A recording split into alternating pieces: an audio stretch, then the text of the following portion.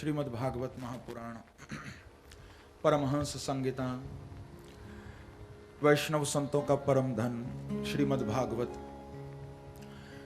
परमहंस चक्र चूड़ामणि श्री सुखदेव भगवान उन आनंद कंद अनंत कोटि ब्रह्मांड नायक कुंज निकुंजेश्वर श्री वृंदावन चंद्र के युगल चरणों में ध्यान करते हुए महारानी गंगा के तट पर राजा परीक्षित को प्रभु के पावन चरित्रों का वर्णन कर रहे हैं। कल शाम को कथा प्रसंग में आप सभी ने बड़े ही दिव्य भाव से बालकृष्ण प्रभु के उस अद्भुत प्राकट्य महोत्सव का दर्शन किया था कि किस प्रकार से भगवान साक्षात गोकुल में प्रकट हुए थे। उस झांकी का हमने दर्शन भी किया, कथा का श्रवण भी किया कि नंदस्त्वात्मज उत्पन्ने जातहलादो महामनाः आहूय विप्रान् वेदज्ञान स्नातः सुचिरलंकृतः। सुखदेव जी कहते हैं कि परीक्षित नंदस्तु आत्मज उत्पन्नः, नंद बाबा के यहां आत्मज रूप से भगवान प्रकट हुए हैं, आत्मज बन के प्रभु आए हैं। ऐसा नहीं कहा कि भगवान कहीं आकाश से उतर के आए हैं, हा?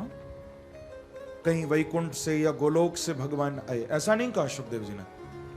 कहते हैं नंदस्तु आत्मज उत्पन्न, आत्मज बन के भगवान आए हैं। आत्मज का अर्थ होता है जो आत्मा से आए, ध्यान देना, जो आत्मा से निकले वो है आत्मज। भगवान कहीं दूर से नहीं आए, भगवान तो आत्मा से प्रकट हुए हैं प्रभु। और बंधुओं, सबकी आत्मा में भगवान बैठे हुए हैं, सबके अंदर परमात्मा विराजमान है। और जैसे नंद बाबा की आत्मा से प्रकट हुए हैं, ऐसे ही हमारे अंदर से भी प्रकट हो सकते हैं। लेकिन कब? बोले जब हम उसको देखना चाहें। प्रेम से कहो श्री राधे। अभी तो हम देखना ही नहीं चाहते, संसार को देखने से फुर्सत मिले तब तो उसके दर्शन की इच्छा उठे मन में। अभी हम देखना नहीं चाहते हैं।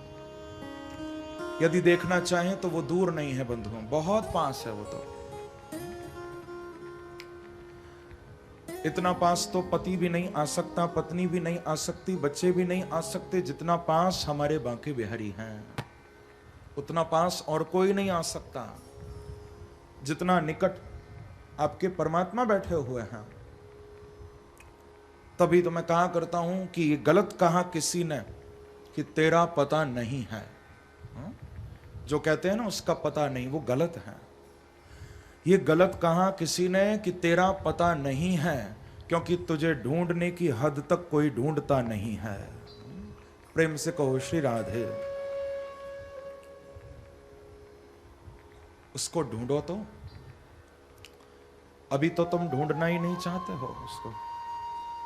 भगवान तो बैठे हुए हैं सबके अंदर, उसको पुकारने की देर है बस। वो अंदर से कभी भी निकल आएगा, तुम्हारे साथ खेलेगा, तुम्हारे साथ बातें करेगा मेरा बांके बिहारी। तो सुखदेव जी कहते हैं नंदस्तु आत्मज उत्पन्न, आत्मज बन के भगवान प्रकट हुए हैं। बंधुओं, कल हम लोगों ने यहां पर ऐसा नहीं गाया था कि नंद के यहां कृष्ण हुए या नंद के यहां माधव हुए या नंद के यहां गिरधारी हुए, ऐसा नहीं गाया था। क्या गाया था कि नंद के आनंद भयो, आनंद भयो। भगवान आनंद बन के प्रकट हुए हैं। जातः लादो, आह्लाद प्रकट हुआ है ब्रज में, एक अद्भुत आनंद प्रकट हुआ है। बिल्कुल वैसा ही आनंद जैसा श्री दशरथ जी महाराज के अंदर भी प्रकट हुआ था जब भगवान राम आए थे कि दशरथ पुत्र जन्म सोनी का ना तो मान हूं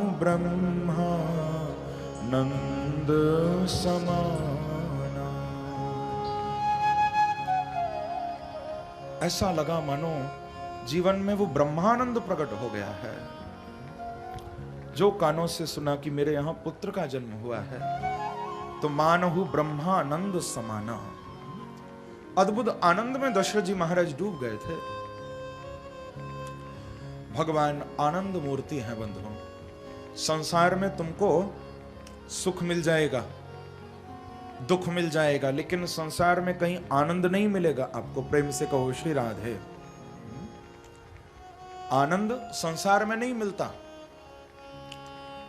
हम लोग सुख को ही आनंद समझ लेते हैं। सुख आनंद नहीं है। सुख में और आनंद में बड़ा अंतर है बंधुओं। व्यक्ति एक रसगुल्ला भी खाता है तो कहता है ना बड़ा आनंद मिल गया, लेकिन नहीं, रसगुल्ले में आनंद नहीं है, केवल थोड़ी देर का सुख है उसमें। क्योंकि एक रसगुल्ला खाने पर तो आनंद मिला, और कहीं 10-20 खाने पड़ जाए फिर जो आनंद दे रहा था अब वो दुख देने लगेगा। फिर रसगुल्ला अच्छा नहीं लगेगा। 1-2 खाए तब तक ठीक है, और ज्यादा खाए तो फिर वो अच्छा नहीं लगेगा। इसका मतलब उसमें आनंद नहीं है, उसमें केवल थोड़ी देर का सुख था। बंधुओं, संसार की हर बात में, हर वस्तु में, हर पदार्थ में या तो सुख मिलेगा या दुख मिलेगा, आनंद कहीं नहीं मिलेगा। क्योंकि आनंद उसको कहते हैं जो जीवन में एक बार आता है तो फिर कभी जाता नहीं है, बस आने की देर है। एक बार यदि जीवन में आनंद आ गया तो फिर कभी जाएगा नहीं, चाहे कोई आए कोई जाए। सुख दुख दोनों से ऊपर होता है आनंद, और वो आनंद जीवन में तभी आता है जब भगवान जीवन में आते हैं। जब परमात्मा जीवन में आता है तभी वो आनंद भी आएगा, नहीं तो नहीं आ सकता। बंधुओं, मैं सुनाया करता हूं कि एक संत थे और हमेशा आनंद में रहते थे। दिन भर प्रभु का स्मरण करते थे, भगवान को याद करते थे, हमेशा आनंद में रहा करते थे। एक बार कोई उनसे मिलने आया और पूछा कि बाबा, आपसे हम जब भी मिलते हैं आप कहते हो मैं आनंद में हूं, मैं आनंद में हूं, कभी तुम्हारे जीवन में दुख नहीं आता क्या? बोले भैया मैं तो हमेशा आनंद में रहता हूं, मुझे सुख दुख से कोई मतलब नहीं, कोई आए कोई जाए। तो पूछा तुम्हारे आनंद का राज क्या है? इतना आनंद कैसे आता है आपको? जब देखते हैं आप तो हंसते मिलते हो, मुस्कुराते मिलते हो, ये आनंद का राज क्या है, थोड़ा बताओ तो सही। संत ने सोचा अब इसको मैं क्या बताऊं, तो ऐसे ही बोल दिया कि देखो मेरे पास ये जो गाय है ना, ये जो गऊ है, ये गऊ मुझे आनंद देती है, क्योंकि खूब इसका दूध आता है, दूध का मैं खूब पान करता हूं, खूब दही खाता हूं, खूब मक्खन खाता हूं, घी पीता हूं, आनंद में रहता हूं, ऐसा बोल दिया। अब वो व्यक्ति चला गया। उसने मन में सोचा कि जब इस संत के आनंद का राज ये गऊ है, तो क्यों ना इसका आनंद इससे छीना जाए, क्यों ना गऊ ही इससे ले ली जाए, फिर देखेंगे कैसे आनंद में रहेगा। तो रात में चुपचाप वो आया और गऊ को चुराकर भाग गया। अब देखता हूं कैसे आनंद में रहेंगे। जब सुबह आए संत के पास तो संत फिर वैसे ही मुस्कुरा रहे हैं, हंस रहे हैं। महाराज क्या आज भी आनंद में हो? बोले आज तो और ज्यादा आनंद में हो। अरे आपने तो कहा था कि आपके आनंद का राज वो गऊ है, दूध देती है, दही मिलता है, घी मिलता है, लेकिन अब तो वो गऊ चली गई, आप कहते हो अभी भी आनंद में हो, अब कैसे आनंद में हो? तो संत ने कहा कि भैया ठीक है, गऊ दूध देती थी, दही मिलता था, मक्खन मिलता था, घी मिलता था, लेकिन उसका गोबर भी तो मुझे ही उठाना पड़ता था, सफाई भी तो मुझे ही करनी पड़ती थी। अच्छा हुआ जो चली गई, अब ज्यादा भगवान का नाम लिया करूंगा। प्रेम से कहो श्री राधे। आप लोग समझे? गऊ थी तो भी आनंद में थे, चली गई तो भी आनंद में हैं, क्योंकि संसार की किसी वस्तु में आनंद नहीं है बंधुओं, किसी भी पदार्थ में आनंद नहीं है। वो आनंद स्वरूप बांके बिहारी तो तुम्हारे अंदर ही बैठे हुए हैं। अंदर परमात्मा का यदि स्मरण रहेगा तो चाहे सुख आए चाहे दुख आए, तुम हमेशा आनंद में रहोगे। आनंद सुख और दुख दोनों से ऊपर है। तो वो ही आनंद आज ब्रज में प्रकट हुआ है कि नंदस्त्वात्मजुत्पन्ने जातः लादो महामना आहूय विप्रान् वेदज्ञान स्नातः सुचिरलंकृतः वाचयित्वा स्वस्तयनं जातकर्मात्मजस्य वै कारयामास विधिवत् पितृदेवार्चनं तथा धेनूनां न्यूते प्रादात् विप्रेभ्यः समलंकृते तिलाद्रीन् सप्तरत्नौघ शातकौम्बाम्बराव्रतान्। नंद बाबा के यहाँ जब भगवान प्रकट हुए तो आप लोगों ने कल कथा सुनी थी कि कैसे भगवान नंद बाबा के यहाँ आए थे। वसुदेव जी लेकर आए थे ना भगवान को मथुरा से, लेकिन उससे पहले भी गोकुल में कुछ घटना घटी थी।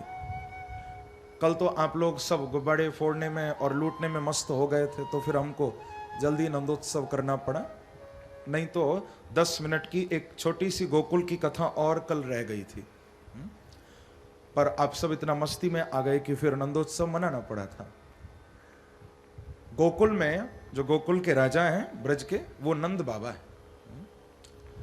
और जिन नंद बाबा की 60 वर्ष की आयु हो चुकी थी, लेकिन अभी तक कोई संतान नहीं हुई थी। ब्रजरानी यशोदा की गोद अभी तक सूनी थी। तो नंद बाबा के 8 भाई और थे, बाकी सबके संतान थी। नंद बाबा को मिलाकर 9 भाई थे, नंद, उपनंद, धरानंद, ध्रुवनंद आदि। तो एक बार नंद बाबा के छोटे भाई उपनंद जी के यहाँ कुछ ब्राह्मण निमंत्रण पर भोजन करने के लिए आए थे। प्रेम से कहो श्री राधे। तो उन ब्राह्मणों को जब विदा करने का समय आया तो उपनंद जी ने नंद बाबा को कहा कि भैया आप सब भाइयों में बड़े हो, घर में सबसे बड़े आप ही हो, तो ऐसा करो आप ही ब्राह्मणों का तिलक करो और दक्षिणा देकर आशीर्वाद लो। तो नंद बाबा उन सब ब्राह्मणों का तिलक करते हैं, सबको दक्षिणा देते हैं और सब ब्राह्मण बाबा को एक साथ एक स्वर में आशीर्वाद देते हैं कि व्रजराज आयुष्मान भव, व्रजराज धनवान भव, व्रजराज पुत्रवान भव। जब सुना तो नंद बाबा बोले कि देखो ब्राह्मणों, आपके 2 आशीर्वाद तो एकदम पक्के हैं। आपने कहा कि मेरे यहां धन हो, तो बिल्कुल ठीक, मेरे यहां धन की कोई कमी नहीं है, क्योंकि 9 लाख धेनु नंद बाबा घर, 9 लाख गायें थी नंद बाबा के यहां, धन की कोई कमी नहीं है।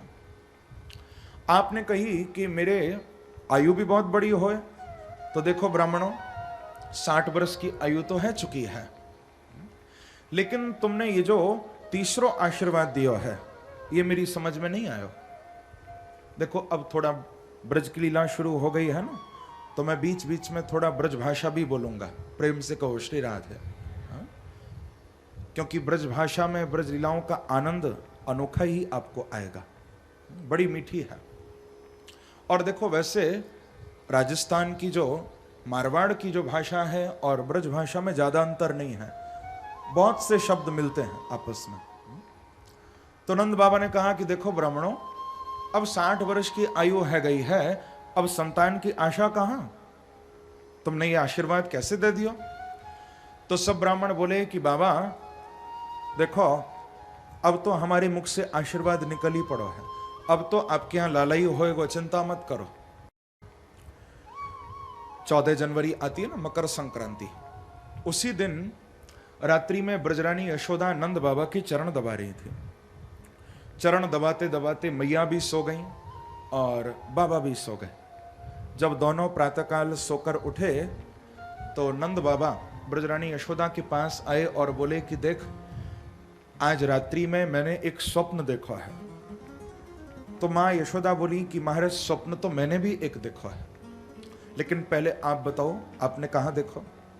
तो बाबा बोले कि मैंने देखो कि एक बहुत सुंदर, बड़ो सुकुमार, बड़ो प्यारो सो एक छोटो सो लाला, या को श्याम वर्ण, घुंघराले बाल, मोटी मोटी आंखें, ऐसो एक प्यारो सो लाला तेरी गोद में खेलते भय देखा। ब्रजरानी यशोदा बोली कि महाराज आपको स्वप्न बिल्कुल सच है, क्योंकि ऐसो ही स्वप्न मैंने भी देखा है। ऐसो ही लाला, या को श्याम वर्ण, घुंघरारे बाल, मोटी मोटी आंखें, ऐसो ही लाला मैंने भी आपकी गोद में खेलते भय देखा है। तो देखो दोनों को स्वप्न में दर्शन हुआ था। और उसी दिन मकर संक्रांति के दिन ही संतों का ऐसा मानना है कि मां यशोदा ने गर्भ धारण किया था।